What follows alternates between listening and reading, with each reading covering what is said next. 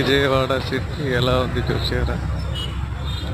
Nagarjuna Sagar dam open చేసినందువల్ల మొత్తం ఇలా అల్లకల్లోలం అయిపోయింది. పాపం ఇక్కడ జీవిస్తున్న జనం చాలా అల్లోల పడుతుంది.